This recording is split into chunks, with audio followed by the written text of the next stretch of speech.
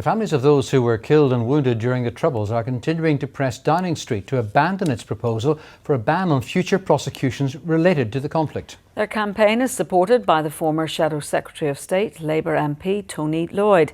He was in Londonderry today to meet one group of victims and survivors. This report is from our correspondent, Mark McFadden.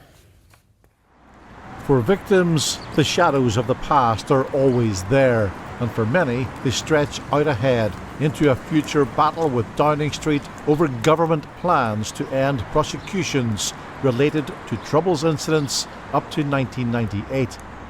These victims and campaigners were in Derry to meet Labour MP Tony Lloyd. He's based in the Manchester area and knows about the impact of terrorist attacks. Legislation that says somehow we can draw an arbitrary line in the sand that says you don't go beyond that line would be nowhere else in the criminal justice system. It should not happen with the Manchester bombers, and it shouldn't happen for those who were guilty of the most heinous crimes in Northern Ireland. One of those meeting Tony Lloyd was John Sproule. 30 years ago, his brother Ian was shot dead by the IRA in County Tyrone. But any investigation into the killing would effectively be shut down under Downing Street's plan to draw a line under the past. There's a difference between a victim maker and a victim, where I'm a victim and the people who carried out Ian's murder were victim makers. So if the people chat about it, if they lost their loved one, if somebody planned to carry out the murder, they wouldn't be calling for an amnesty, they would be calling for truth and justice, which I want and every victim wants. We're taught from we are knee-high that do not take the law into your own hands. But that's prefaced by the point that actually the law is held in someone's hands.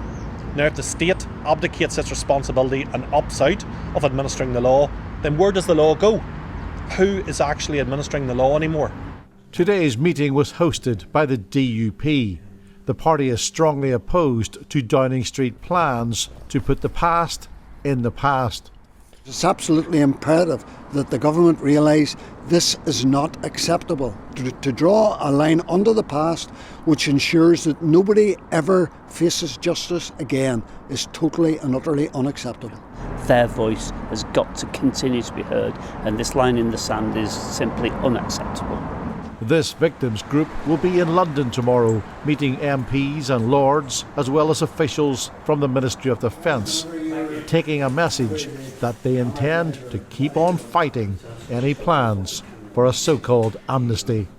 Mark McFadden, UTV Live, Derry.